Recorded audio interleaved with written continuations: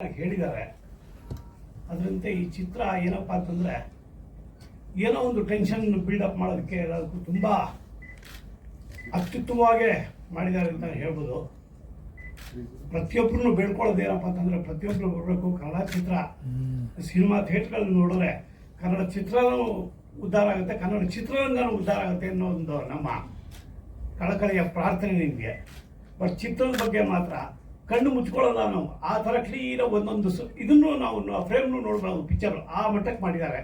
ಅದಕ್ಕೆ ತುಂಬ ಧನ್ಯವಾದಗಳನ್ನು ಅರ್ಪಿಸ್ತಾ ಬಾಬು ಅವ್ರು. ಇಲ್ಲ, ಪಿಕ್ಚರ್ ತುಂಬ ಚೆನ್ನಾಗಿದೆ. ಕಮರ್ಷಿಯಲ್ ಪಿಕ್ಚರ್ ಇದೆ. ಜನ ಹೆಂಗೆ ತೊಗೊತಾರೆ ಅದು ನಾವು ಹೇಳೋಕ್ಕಾಗಲ್ಲ. ₹100 ಕೊಡೋನು ಕರೆಕ್ಟ್ ಜಡ್ಜ್ಮೆಂಟ್ ಮಾಡ್ತಾನೆ. ಬಟ್ ಪಿಕ್ಚರ್ ತುಂಬ ಚೆನ್ನಾಗಿದೆ, ನನಗೆ ತುಂಬ ಇಷ್ಟ ಆಯಿತು. ಆ್ಯಂಡ್ ಮಾಸ್ ಇದೆ, ನೋಡೋಕ್ಕೆ ಬರ್ತಾರೆ. ಅದೇ ಹಿಂದಿ ಪಿಕ್ಚರ್ ಇದ್ದರೆ ನಾವು ಇಲ್ಲಿ ಸೂಪರ್ ಇದೆ ಅಂತ. ಬಟ್ ಕನ್ನಡ ಪಿಕ್ಚರ್ ಪ್ರೋತ್ಸಾಹ ಕೊಡ್ತಾ ಇಲ್ಲ. ಎಲ್ಲರೂ ಪ್ರೋತ್ಸಾಹ ಕೊಡಬೇಕು, ನೋಡಬೇಕು. ಬಟ್ ಒಳ್ಳೆ ಪಿಕ್ಚರ್ ಇದೆ. ಎಲ್ಲ ನನ್ನ ಆತ್ಮೀಯ ಮಾಧ್ಯಮ ಮಿತ್ರರಿಗೆ ನಮಸ್ಕಾರಗಳು. ಇಲ್ಲಿ ನಾನು ಸಿನಿಮಾ ನೋಡಿಲ್ಲ, ಆದರೆ ರವಿ ಶ್ರೀವತ್ಸ ಅವ್ರ ಮೇಲೆ ಇರತಕ್ಕಂಥ ಒಂದು ಅಭಿಮಾನ ಗೌರವಕ್ಕೆ ನಾನು ಇಲ್ಲಿ ಬಂದೆ. ಅವರು ಸುಮಾರು ಸಲ ಪಿಕ್ಚರ್ ನೋಡೋಕ್ಕೆ ಹೇಳಿದ್ರು, ನಾನು ನೋಡೋಕ್ಕಾಗಲಿಲ್ಲ. ಆದರೆ ಒಂದು ರವಿ ಶ್ರೀವತ್ಸ ಅವನದೇ ವಿಧವಾದ ಒಂದು ಬ್ರ್ಯಾಂಡು, ಒಂದು ಆ್ಯಕ್ಷನ್, ಎಮೋಷನ್ ಎಲ್ಲವನ್ನು ಇಟ್ಕೊಂಡೇ ಸಿನಿಮಾ ಮಾಡಿರ್ತಾರೆ.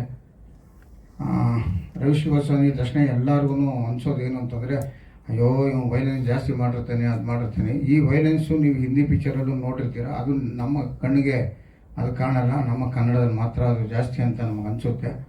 ಆದರೆ ಕತೆಗೆ ತಕ್ಕನಾಗಿ ಯಾಕೆಂತಂದರೆ ರವಿ ಶ್ರೀವತ್ಸ ಜೊತೆ ಈ ಸಲ ಸ್ವಲ್ಪ ರಮೇಶ್ ಅವರು ಸೇರಿಕೊಂಡು ಒಂದು ಸ್ವಲ್ಪ ಕೆಲಸ ಮಾಡಿ ಜೊತೆಯಲ್ಲೇ ಇರೋದ್ರಿಂದ ಸ್ವಲ್ಪ ಕಮ್ಮಿ ಮಾಡ್ಕೊಂಡಿದ್ದಾರೆ ರವಿ ಶ್ರೀವತ್ಸ. ಇದವರೆ ಇನ್ನೂ ಜಾಸ್ತಿ ಆಗಿರೋದು ಏನೋ ಗೊತ್ತಿಲ್ಲ. ಆದರೆ ನನ್ನ ಹಿತೈಷಿಗಳು, ನನ್ನ ಆತ್ಮೀಯರಾದಂಥ ಸಂಜೀವಣ್ಣವರು ಮನೆಯಲ್ಲಿ ಅವ್ರಿಗೆ ಪಿಕ್ಚರ್ ನೋಡೋದಕ್ಕೆ ವ್ಯವಸ್ಥೆ ಮಾಡಿಕೊಟ್ಟಿದ್ದೆ.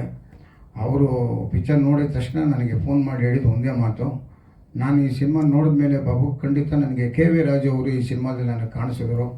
ಯಾಕೆಂತಂದರೆ ನಿಜ ಕೆ.ವಿ. ರಾಜು ಸ್ಟೈಲಲ್ಲೇ ರವಿ ಪಿಕ್ಚರ್ ಮಾಡಿದರೆ ತುಂಬ ಚೆನ್ನಾಗಿದೆ, 100% ಕರೆಕ್ಟಾಗಿ ರಿಲೀಸ್ ಮಾಡಬೇಕು ಅಂತಂತ ಹೇಳಿದ್ರು. ಸಂಜೆಯ ನಮನಗಳು. ಗ್ಯಾಂಗ್ಸ್ ಆಫ್ UK ಒಂದು ಏನಿವತ್ತು ಟ್ರೈಲರ್ ನೋಡಿದ್ರಿ ತಾವು. ರವಿ ಸರ್ ಅವರ ಒಂದು ಕನಸು. ಅವರು ಫಸ್ಟ್ ನನಗೆ ಕತೆ ಹೇಳಿದಾಗ ಅವರ ಹೇಳಿದ ಒಂದು ಕತೆ ಕಣ್ಣು ಕಟ್ಟಂಗಿತ್ತು ನನಗೆ. ತದಾದ ನಂತರ ನಾವೇನು ಶೂಟಿಂಗ್ ಹೋದೋ, ಏನು ಸತತವಾಗಿ ಒಂದು 45ರಿಂದ 50 ದಿವಸ ಏನು ಶೆಡ್ಯೂಲ್ ಶೂಟಿಂಗ್ ಮಾಡಿದ್ದೀವಿ, ಪ್ರತಿಯೊಂದು ಹಂತದಲ್ಲೂ ಕೂಡ ತನಗೇನು ಬೇಕು, ತನ್ನ ಕತೆಗೆ ಏನು ಬೇಕು ಅದನ್ನು ಅಚ್ಚುಕಟ್ಟಾಗಿ ತೆರೆ ಮೇಲೆ ತರೋದಕ್ಕೆ ಸಾಕಷ್ಟು ಕಸರತ್ನ ಮಾಡಿದ್ದಾರೆ. ಅದನ್ನು ನೀವು ತೆರೆ ಮೇಲೆ ನೋಡಿದ್ದೀರಿ ಅಂತ ನಾನು ಭಾವಿಸ್ತೀನಿ. ತಮ್ಮೆಲ್ಲರ ಸಹಕಾರ ಇಂದಿನ ನನ್ನ ಸಿನಿಮಾಗೆ ಹೇಗಿತ್ತು ಹಾಗೆ ಈ ಸಿನಿಮಾಗೂ ಕೂಡ ತಮ್ಮೆಲ್ಲರ ಸಹಕಾರ ಇರಲಿ. ಒಂದು ಬೇರೆನೇ ಒಂದು ಅಧ್ಯಾಯ ಬರೆಯುತ್ತೆ ಈ ಸಿನಿಮಾ ಅನ್ನೋ ಒಂದು ಅಭಿಪ್ರಾಯ ನಂದು. ಯಾಕೆ ಅಂತಂದರೆ ಮೂಲತಃ ಕಥೆಯ ತಿರುಳು ಬಂದು ಉತ್ತರ ಕರ್ನಾಟಕದ್ದು. ಅಲ್ಲಿಯ ಒಂದು ಮಣ್ಣಿನ ಸೊಗಡನ್ನು ಭಾಳ ಅಚ್ಚುಕಟ್ಟಾಗಿ ಹೇಳೋ ಒಂದು ಪ್ರಯತ್ನ ಮಾಡಿದ್ದಾರೆ ನಿರ್ದೇಶಕರು. ಜೊತೆಗೆ ರಮೇಶ್ ಅಣ್ಣವರ ಕತ್ತಿಯ ಹರಿತವಾದಂಥ ಸಂಭಾಷಣೆ ಏನಿದೆ ಅದಕ್ಕಿನ್ನ ಪೂರಕವಾಗಿದೆ ನಮಗೆ. ತಮ್ಮೆಲ್ಲರ ಪ್ರೋತ್ಸಾಹ ಇರಲಿ. ಇದೇ ತಿಂಗಳು ಏಪ್ರಿಲ್ 10ಕ್ಕೆ ಚಿತ್ರ ತೆರೆಗೆ ಬರ್ತಾ ಇದೆ. ತಮ್ಮೆಲ್ಲರ ಪ್ರೋತ್ಸಾಹದಿಂದ ಚಿತ್ರ ಯಶಸ್ವಿಗೊಳಿಸಬೇಕು ಅಂತೇಳಿ ತಮ್ಮೆಲ್ಲರಲ್ಲೂ ಕೇಳ್ಕೊತೀನಿ. ಧನ್ಯವಾದಗಳು. ಬಹಳಷ್ಟು ಜನ ಅಂದರೆ ಈ ಸಿನಿಮಾ ಟ್ರೈಲರ್ ನೋಡಿ ಫಸ್ಟ್ ನೋಡಿದ ತಕ್ಷಣ ಎಲ್ಲರೂ ಏನೇನು ಹೇಳಿದ್ರು, ತುಂಬ ವೈಲೆಂಟ್ ಆಗಿದೆ. ನಮಗೆ ಬಹಳಷ್ಟು ಜನ ಕೂತ್ಕೊಂಡಾಗ ಹೇಳಿದ್ರು, ಸರ್ ಸ್ವಲ್ಪ ಜನ ನಿಮ್ಮ ಬಗ್ಗೆ ಅಂದರು. ನಾನು ರವಿ ಓಪನ್ ಆಗಿ ಹೇಳ್ತೀವಿ, ಸ್ವಲ್ಪ ಜನ ಅಲ್ಲ ಸರ್, ಎಲ್ಲರೂ ಬೈದಿದ್ದಾರೆ ನಮಗೆ ಈ ಟ್ರೈಲರ್ ನೋಡಿ. ಬಟ್ 2 ನಿಮಿಷದ ಟ್ರೈಲರ್ನ ನೋಡಿ 2 ಗಂಟೆ ಸಿನಿಮಾ ಜಡ್ಜ್ ಮಾಡೋದು ತುಂಬ ಕಷ್ಟ. ನಾವು ಏನಾದರೂ ಒಂದು ರಿಯಾಕ್ಟ್ ಆಗಲಿ ಅಂತಲೇ ಆ ಟ್ರೈಲರ್ನ ಬಿಟ್ಟಿದ್ದು.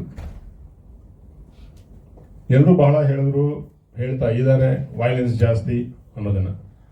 ಖಂಡಿತ ಒಂದು ಸೇಯಿಂಗ್ ಇದೆ ಅಷ್ಟೇ, ನಿಮ್ಗೇನಾದ್ರು ಶಾಂತಿ ಬೇಕು ಅಂತಂದರೆ ಒಂದು ಕ್ರಾಂತಿ ಆಗಲೇಬೇಕು ಅಂತ. ಆ ತಿರುಳು ಈ ಕಥೆಯಲ್ಲಿದೆ. ಎಲ್ಲರೂ ಶಾಂತಿಯಾಗಿರ್ತೀವಿ, ನಮ್ಮ ಪಾಡಿಗೆ ನಾವಿರ್ತೀವಿ. ಯಾರ್ದೋ ಒಂದು ಸೇಡು ಅಥವಾ ಒಂದು ಯಾವುದೋ ಒಂದು ಕ್ಷಣಿಕದ ಕೋಪ ಒಂದು ಇನ್ಸಿಡೆಂಟ್ ಲೀಡ್ ಆದರೆ ಅದು ಎಲ್ಲಿಂದ ಹೇಗೆ ಹರ್ಕೊಂಡು ಹೋಗುತ್ತೆ ಅನ್ನೋದು ಈ ಕತೆ. ಅದನ್ನು ಸಿನಿಮಾ ನೋಡಿದಾಗ ಬಹುಶಃ ಇವತ್ತು ನಮ್ಮನ್ನು ಯಾರ್ಯಾರು ಬೈತಾ ಇದ್ದಾರೆ ಅವರು ನಾಳೆ ಸಿನಿಮಾ ನೋಡಿದಾಗ ಇದು ಮಾಡಿರೋದ್ರಲ್ಲಿ ಅರ್ಥ ಇದೆ, ನ್ಯಾಯ ಇದೆ ಅಂತ ಅಂತಾರೆ. ಈಗ ತಾನೇ ಬಾಬು ಸರ್ ಒಂದು ಮಾತು ಹೇಳಿದ್ರು, ಬೇರೆ ಸಿನಿಮಾ ನೋಡಿದಾಗ ತುಂಬ ಚೆನ್ನಾಗಿ ಕಾಣುತ್ತೆ ಅವ್ರಿಗೆ, ನಮ್ಮಲ್ಲಿ ಆದಾಗ ತುಂಬ ಕಮೆಂಟ್ಗಳು ಬರುತ್ತೆ ಅಂತ. ಅದು ಮೊದಲಿಂದ ಬಹುಶಃ ಈ ಮಾತನ್ನ ಬೇರೆ ಲ್ಯಾಂಗ್ವೇಜ್ ಅವರು ಹೇಳ್ತಾರೆ ಅಂತ ಅನಿಸುತ್ತೆ. ಎಲ್ರಿಗೂ ಅಷ್ಟೇ ಒಂದೇ ಗಾದೆ ಹಿತ್ತಲ ಗಿಡ ಮದ್ದಲ್ಲ, ಅದು ನಮಗೂ ಅಷ್ಟೇ ಅವ್ರಿಗೂ ಅಷ್ಟೇ. ಸೊ ಹಾಗಾಗಿ ನಾವು ಯಾವುದೇ ಕಾಮೆಂಟ್ಗೆ ಅಥವಾ ಬೇರೆ ಯಾರೋ ನೆಗೆಟಿವ್ ರಿಯಾಕ್ಟ್ ಮಾಡ್ತಿದ್ದಾರೆ ಅಂತಂದರೆ ಅದು ಯಾವುದಕ್ಕೂ ಹೆದರ್ಕೊಂಡವರಲ್ಲ. ಬಿಕಾಸ್ ನಮಗೆ ನಮ್ಮ ಸಿನಿಮಾ ಮೇಲಿರೋ ನಂಬಿಕೆ, ಆ ನಂಬಿಕೆಗೆ ತುಂಬ ಸಾಥ್ ಕೊಟ್ಟಿದ್ದು ನಮಗೆ ಧೈರ್ಯ ಬಂದಿದ್ದು ಯಾವಾಗ ಅಂತ ಈ ಪಕ್ಕದಲ್ಲಿ ಕೂತಿರೋ ಸಂಜೀವ್ ಸರ್ ಸಿನಿಮಾ ನೋಡಿದಾಗ. ಬಿಕಾಸ್ ನಾವೆಲ್ಲರೂ ಸಿನಿಮಾ ನೋಡಿದ್ದೀವಿ, ನಮ್ಮ ಸಿನಿಮಾ ನಮಗೆ ದೊಡ್ಡದು, ಈ ಥರದ್ದು ಭಾಳಷ್ಟು ಇರ್ತೀವಿ ಅಷ್ಟೇ. ಸಂಜೀವ್ ಸಾರು ಆ ಸಿನಿಮಾನ ಒಂದು ಫ್ರೇಮು ಗೊತ್ತಿರಲಿಲ್ಲ, ಅವ್ರು ನೋಡಿದ್ದು. ಫಸ್ಟ್ ನೋಡಿದ್ದು ಚಂದನ್ ಸುರೇಶ್ ಸರ್ ಬಂದು ಹೇಳಿದ್ದು ಒಂದೇ ಮಾತು, ಸಿನಿಮಾ ತುಂಬ ಚೆನ್ನಾಗಿದೆ, ಎಲ್ಲ ಹೊಸಬ್ರು ಮಾಡಿರುವಂಥದ್ದು, ಪ್ರತಿಯೊಂದು ಪಾತ್ರನೂ ಎದ್ದು ಕಾಣುತ್ತೆ, ಬಟ್ ವೈಲೆನ್ಸ್ ಇದೆ ಅಂತಂದರು. ಅದು ಫ್ರ್ಯಾಂಕ್ ಒಪಿನಿಯನ್ ಅವ್ರ ಬಾಯಲ್ಲಿ ಬಂದಿದ್ದು. ಬಟ್ ಸಂಜೀವ್ ಸರ್ ಅಥವಾ ಅವ್ರ ಸಿನಿಮಾ ನೋಡೋದ್ಮೇಲೆ ರಿಯಾಕ್ಟ್ ಮಾಡಿದ್ದು ನಮಗೆ ತುಂಬ ಹೆಮ್ಮೆ ಅನಿಸಿದ್ದೇನಪ್ಪ ಅಂತಂದರೆ, ಅವ್ರು ಹೇಳಿದ್ದು 20 ವರ್ಷ ಆದಮೇಲೆ ನನಗೆ ಕೆ ವಿ ರಾಜು ನೆನಪು ಬರ್ತಾ ಇದ್ದಾರೆ ಅಂತ.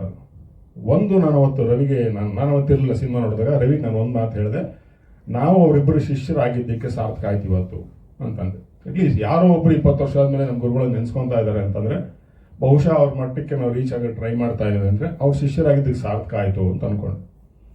ಇದೇ ಮಾತನ್ನು ಬಹುಶಃ ಇಲ್ಲಿರೋ ನೀವು ಅಥವಾ ಸಿನಿಮಾ ನೋಡಿದವರು ಖಂಡಿತ ಹೇಳ್ತಾರೆ ಅನ್ನೋ ಒಂದು ಧೈರ್ಯದಲ್ಲೇ ನಾವಿದ್ದೀವಿ. ಈಗ ನಿಧಾನವಾಗಿ ನಮ್ಮ ಪ್ರಮೋಷನ್ ಆ್ಯಕ್ಟಿವಿಟೀಸ್ ಶುರು ಆಗ್ತಾ ಇದೆ. ಒಂದೊಂದು ಫೋಟೋಸು ಒಂದೊಂದು ಕ್ಲಿಪ್ಪಿಂಗ್ಸ್ ಬರ್ತಾ ನೆಗೆಟಿವ್ ಆಗಿದ್ದ ಕಾಮೆಂಟ್ಸ್ಗಳೆಲ್ಲವೂ ಪಾಸಿಟಿವ್ ಆಗ್ತಾ ಇದೆ. ಓ ಇದಿದೆಯಾ ನಮಗೆ ಗೊತ್ತಿರಲಿಲ್ಲ ಅನ್ನೋ ಶುರು ಆಗ್ತಾ ಇದೆ. ಬಹುಶಃ ಇನ್ನೂ ನಮಗೆ ಏಪ್ರಿಲ್ 10ರವರೆಗೂ ಟೈಮ್ ಇದೆ. ಈ ಕಾಮೆಂಟ್ಗಳು ನೋಡ್ತಾ ಇದ್ರೆ ನಾವೇನು ಮೊದಲು ಅಂದ್ಕೊಂಡಿದ್ವಿ 2 ಪಾರ್ಟ್ ಮಾಡಬೇಕು ಅಂತ ಏನು ಶೂಟ್ ಮಾಡಿದ್ವಿ, ಈಗ ಆಲ್ರೆಡಿ 35-40 ನಿಮಿಷದ ಕಂಟೆಂಟು. ಸೊ 2ನೇ ಪಾರ್ಟ್ ಮಾಡೋಕ್ಕಂತೂ ನಾವು ರೆಡಿ ಆಗಿದ್ದೀವಿ. ನಮಸ್ಕಾರ, ವೇದಿಕೆಯಲ್ಲಿರುವ ಎಲ್ಲ ಗಣ್ಯರಿಗೂ ನಮಸ್ಕಾರ. ನಾನಿರಲಿ ಒಂದು ಪುಟ್ಟ ಅವಕಾಶ ಕೊಟ್ಟಿದ್ದಾರೆ ನನಗೆ. ಪಾತ್ರದ ಹೆಸರು ಬಂಗಾರಪ್ಪ ಬಸವರಾಜ ಅಂತ, ಒಬ್ಬ ಮಿನಿಸ್ಟ್ರು. ಅದರಲ್ಲಿ ಫಸ್ಟ್ ಪಾರ್ಟಲ್ಲಿ ನನ್ನ ಪ್ರೊಫೆಷ್ನಲ್ ಏನಿದೆ ಅದನ್ನು ಮಾತ್ರ ಹೇಳಿದ್ದಾರೆ. ನನ್ನ ಪರ್ಸನಲ್ ಲೈಫ್ ಇಲ್ಲ, ಪ್ರೈವೇಟ್ ಲೈಫ್ ಯಾವ ತೋರಿಸಿಲ್ಲ, ಪ್ರೊಫೆಷನಲ್ ಲೈಫ್ ಮಾತ್ರ ತೋರಿಸಿದ್ದಾರೆ. ಅವಕಾಶಕ್ಕಾಗಿ ಧನ್ಯವಾದ ಸರ್. Thank you. ಅಲ್ಲ ಮಿನಿಸ್ಟರ್ ಪೋಸ್ಟ್ ಪತ್ರಕರ್ತ ಅಲ್ಲ ಮಿನಿಸ್ಟರ್ ಆಗಿದೆ. ಮತ್ತೆ ನಿಮ್ಮ ಪರ್ಸನಲ್ ಅಲ್ಲಲ್ಲ, ಈಗ ಕ್ಯಾರೆಕ್ಟರ್ದು ಪರ್ಸನಲ್ ಲೈಫ್ ಇದೆಯಲ್ಲ ಅದಿರಲ್ಲ ಸಿನಿಮಾ, ಪ್ರೈವೇಟ್ ಲೈಫ್ ಇರಲ್ಲ. ಪ್ರೊಫೆಷನಲ್ ಲೈಫ್ ಬಗ್ಗೆ ಒಂದು ಗ್ಲಿಮ್ಸ್ ಇರುತ್ತೆ ಅಷ್ಟೇ. ಪಾತ್ರದ ಸಿಡಿ ರಮೇಶ್ ಸರ್ ರಿಲೀಸ್ ಮಾಡ್ತಾರಂತೆ.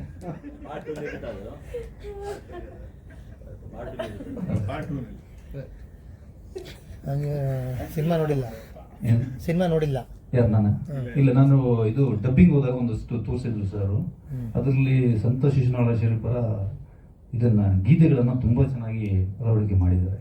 ಆ ಸಂದರ್ಭಕ್ಕೆ ತಕ್ಕದಾಗಿ ಒಂದಷ್ಟು ರೀಲ್ ನೋಡಿದಾಗ ತುಂಬಾ ಖುಷಿ ಆಯ್ತು. ಯಾವ ಸನ್ನಿವೇಶಕ್ಕೆ ಅಳವಡಿಸಿದ್ದಾರೆ ಹಾಡುಗಳನ್ನ? ಅದು ಸಾಕಷ್ಟು ಸನ್ನಿವೇಶಗಳಿಗೆ ಅಳವಡಿಸಿದ್ದಾರೆ. ಅದನ್ನು ಬಿಟ್ಟುಗಳಿದೆ, ಅದು ಸರ್ ಎಲ್ಲ ಡೀಟೇಲ್ ಆಗಿ ಹೇಳ್ತಾರೆ. Thank you. ರವಿ ಶ್ರೀವತ್ಸ ಅಂದ ತಕ್ಷಣ ಕೊನೆಗೆ ಏನಾಗುತ್ತೆ ಅಂದರೆ, ಒಂದು ಸಿನಿಮಾ ಮಾಡಿದಾಗ ಸೆನ್ಸಾರ್ಗೆ ಬಂದಾಗ, ಸೆನ್ಸಾರ್ ಸರ್ಟಿಫಿಕೇಷನ್ ಬಂದಾಗ ಏನು ಹೇಳ್ತಾರೆ, ವೈಲೆನ್ಸ್ ಇದೆ ಅಂತ ಹೇಳ್ತಾರೆ. ಸೊ ಆದರೆ ಏನು ಅಂತಂದರೆ ಇವತ್ತಿನ ದಿವಸ ವೈಲೆನ್ಸ್ ಅನ್ನೋದು ಕತೆಗೆ ಅನುಗುಣವಾಗಿ ಏನಿದೆಯೋ ಅದಿದೆ ಅಂತ. ಇವತ್ತಿನ ದಿವಸ ನಾವು ಬೇರೆ ಭಾಷೆ ಬಗ್ಗೆ ಸಿನಿಮಾಗಳ ಬಗ್ಗೆ ಮಾತಾಡ್ತೀವಿ, ಅದರಲ್ಲಿ ವೈಲೆನ್ಸ್ ಇದೆ, ಇದರಲ್ಲಿ ವೈಲೆನ್ಸ್ ಇದೆ ಅಂತ ಹೇಳ್ತೀವಿ. ಅದರಲ್ಲಿ ಹೆಚ್ಚು ವೈಲೆನ್ಸ್ಗಳಿರ್ತದೆ. ಸೊ ಕಮರ್ಷಿಯಲ್ ಸಿನಿಮಾ ಅಂತ ಅಂದಾಗ ವೈಲೆನ್ಸ್ ಅಲ್ಲಿ ಇರತಕ್ಕಂಥ ಒಂದು ಕಾಮನ್ ಫ್ಯಾಕ್ಟ್. ಆದರೆ ಎಷ್ಟಿರಬೇಕು ಏನಿರಬೇಕು ಅನ್ನೋದು ಕೂಡ ಒಂದು ಅದು ಆಡಿಯನ್ಸ್ ಬಿಟ್ಟ ವಿಷಯ ಅದು. ಆದರೆ ಇದನ್ನು ಅಚ್ಚುಕಟ್ಟಾಗಿ ಸಿನಿಮಾವನ್ನು ಮಾಡಿ ಆ ವೈಲೆನ್ಸ್ ಆಗಿರ್ಬೋದು ಏನು ಅನ್ನೋದನ್ನು ಇಲ್ಲದೆ ಅದನ್ನು ನೀಟಾಗಿ ಸಂಚಾರದಿಂದ ಆಚೆ ತೊಗೊಂಬಂದು ಈ ಸಿನಿಮಾವನ್ನು ರವಿ ಅವರು ತೊಗೊಂಬಂದು ಅಲ್ಲೇ ಗೆದ್ದಿದ್ದಾರೆ ಅಂತ ನಾನು ಹೇಳೋಕ್ಕೆ ಇಷ್ಟಪಡ್ತೀನಿ. ಅಲ್ಲಿ already as one from there ಅಲ್ಲಿಂದನೇ ಗೆದ್ದಿದ್ದಾರೆ ಅವರು ರವಿಯವರು. ಈ ಸಿನಿಮಾವನ್ನು ಅವರು ಭಾಳ ಆಸೆಯಿಂದ, ಪ್ರೀತಿಯಿಂದ, ಭಾಳ ಶ್ರದ್ಧೆಯಿಂದ, ಒಂದು ಪ್ಯಾಷನ್ ಅಂತಾರಲ್ಲ, ಆ ಪ್ಯಾಷನ್ನ ಇಟ್ಕೊಂಡು ಅವ್ರು ಸಿನಿಮಾವನ್ನು ಮಾಡಿದ್ದಾರೆ. ನಾನು ಸಿನಿಮಾ ನೋಡಿದೆ. ಸಿನಿಮಾ ನೋಡಿದ್ಮೇಲೆ ನನಗೆ ಭಾಳ ಇಷ್ಟವಾಗಿದ್ದು ಕ್ಲೈಮ್ಯಾಕ್ಸ್ ನನಗೆ ಇಷ್ಟ ಆಗಿದ್ದು. ಕ್ಲೈಮ್ಯಾಕ್ಸಲ್ಲಿ ಯಾತಕ್ಕೆ ಒಂದು ಜೀವ ಕಾಯ್ತಾ ಇರುತ್ತೆ, ಆ ಜೀವದ ಆಸೆಯನ್ನು ತೀರಿಸ್ಕೊಳ್ಳೋದಕ್ಕೆ ಇರುವಂಥದ್ದು ಇದೆಯಲ್ಲ ಆ ಕ್ಲೈಮ್ಯಾಕ್ಸು ಅಲ್ಲಿ ಪರ್ಫಾರ್ಮ್ ಮಾಡಿರ್ತಕ್ಕಂಥ ಆರ್ಟಿಸ್ಟ್ಗಳು ನಿಜವಾಗ್ಲೂ ತುಂಬ ಚೆನ್ನಾಗಿ ಪರ್ಫಾರ್ಮ್ ಮಾಡಿದ್ದಾರೆ. ಆಮೇಲೆ ಅದನ್ನು ಎಡಿಟಿಂಗು ಅಷ್ಟೇ, ನೀವು ಎಡಿಟಿಂಗ್ ಪಾರ್ಟ್ ಇದೆಯಲ್ಲ, ಕಟಿಂಗ್ಸ್ ಇದೆಯಲ್ಲ, ಅದು ತುಂಬ ಚೆನ್ನಾಗಿದೆ. ಅದನ್ನು is very well executed. Cameraman ಆಗಿರ್ಬೋದು, ಎಡಿಟರ್ ಆಗಿರ್ಬೋದು, ಡೈರೆಕ್ಟರ್ ಆಗಿರ್ಬೋದು. ಅದನ್ನು ನಮ್ಮ ಸಂಜೀವಣ್ಣ ಹೇಳ್ದಂಗೆ ಕೆ ವಿ ರಾಜು ಅವ್ರು ಸ್ಟೈಲ್ ಮಾಡಿಬಿಟ್ಟಿದ್ಯಪ್ಪ ನೀನು ಅವ್ರ ಗುರುಗಳ ಸ್ಟೈಲಲ್ಲಿ ಅಂತ ಹೇಳ್ತಿದ್ರು. ಅದು ನಿಜವಾಗ್ಲೂ ಕಾಣ್ತದೆ. ಯಾಕಂದರೆ ಒಂದು ನಿಮಿಷನೇ ನಿಮಗೆ ಗ್ಯಾಪ್ ಕೊಡೋದೇ ಸಿನಿಮಾ ಭಾಳ ಫಾಸ್ಟಾಗಿ ಹೋಗ್ತಾ ಇರ್ತದೆ. ತುಂಬ ಚೆನ್ನಾಗಿ ಮಾಡಿದರೆ, ನಿಜವಾದ ನೈಜ ಘಟನೆ ಆಧಾರಿತ ಮಾಡೋ ಸಿನಿಮಾ. ಇತ್ತೀಚೆಗೆ ದುಲಂದರ್ ನೋಡಿದ್ವಿ, ಅದು ವೈಲೆನ್ಸ್ ಎಷ್ಟಿದೆ, ಸೈಲೆಂಟಾಗಿ ನೋಡೋದು. ಈಗ ಇದನ್ನು ಅಷ್ಟೇ, ಇದಕ್ಕೆ ವೈಲೆನ್ಸ್ ಜಾಸ್ತಿ ಇದ್ದರೂ ಸೈಲೆಂಟಾಗಿ ನೋಡೋದು. ಯಾಕೆಂದರೆ ಇದು ರಿಯಲ್ ಸ್ಟೋರಿ, ತುಂಬ ಚೆನ್ನಾಗಿ ಮಾಡಿದೆ. ಚೆನ್ನಾಗಿ ನಾನು ನೋಡಬೇಕು. ನಮ್ಮ ಸಿನಿಮಾನೋ ಚೆನ್ನಾಗಿ ಮಾಡಿದರೆ ತುಂಬ ಲೇಟ್ ಆಗೋಯ್ತು. ಆ್ಯಕ್ಚುಲಿ ನಾನು ಯುಗಾದಿ ಹಬ್ಬದಿನೇ ಬಿಡಿ ಅಂತ ಹೇಳಿದೆ. ಕನ್ನಡ ಸಿನಿಮಾ ಇರಲಿಲ್ಲ, ಒಂದೇ ಒಂದು ಸಿನಿಮಾ ಇತ್ತು, ಬಿಟ್ಟಿದ್ರೆ ಚೆನ್ನಾಗಿತ್ತು. ಇಲ್ಲಿ ನಮ್ಮೆಲ್ಲರಿಗಿಂತ ಇವಾಗ ಎಲ್ಲ ಆಯ್ತು ಬಿಡಿ, ಮದುವೆ ಆಯಿತು, ಮಗು ಆಯಿತು, ನಾಮಕರಣ ಆಯಿತು. ಅದಕ್ಕೆ ಧೈರ್ಯವಾಗಿರ್ಬೇಕಂತ ಮಿಸ್ಟರ್ ಚಂದನ್ ಸುರೇಶ್ ಅವರು ಸುಮ್ಮನೆ ಕತ್ಬಗ್ಸ್ಬಿಟ್ಟು ನಾವು ಥಿಯೇಟ್ರ್ ಸಿಕ್ಕಿಲ್ಲ ಅದು ಮಾಡಬೇಡಪ್ಪ, ಹೆಂಗೆ ಧೈರ್ಯವಾಗಿ ವೈಲೆನ್ಸ್ ಇದ್ದೆ ಹಂಗೇ ಮಾಡಬೇಕು. ಅವ್ನು ದುಡ್ಡು ಕೊಡಲ್ಲ, ಅವನು ಕಾಸು ಇದ್ರೆ ತಾನು ಕೊಡು, ಕಾಸೇ ಕೊಡಲ್ಲ. ಓವರ್ ಬರುವ ಅವ್ನು ದಯವಿಟ್ಟು ಕರೆಕ್ಟಾಗಿ ಥಿಯೇಟ್ರ್ ಸೆಟಪ್ ಮಾಡೋದು ಜನ ಕೊಡ್ತಾರೆ, ತಲೆ ಕೆಡಿಸ್ಕೊಬೇಡ. ನೀನೇನಿದ್ರು ದಯವಿಟ್ಟು ಧೈರ್ಯವಾಗಿ ಅಲ್ಲಿ ಬೇಡ ಭಯ್ಯ, ಇಲ್ಲಿ ಬೇಡ ಭಯ್ಯ, ಅಲ್ಲಿ ಬೇಡ ಭಯ್ಯ ಅಂದರೆ ಅವನೆಲ್ಲ ಅಲ್ಲೇ ಮನೇಲಿ ಇರಬೇಕಾಯ್ತು. ಪಿಕ್ಚರ್ ಮಾಡೋಕ್ಕಿಂತ ರಿಲೀಸ್ ಮಾಡೋಕ್ಕಿಂತ ಸುಮ್ಮನೆ ಮನೆ ಡಬ್ಬದಲ್ಲಿ ಇಟ್ಕೊಂಡು ಉಳ್ಳೋದು ಅಂತದೆ.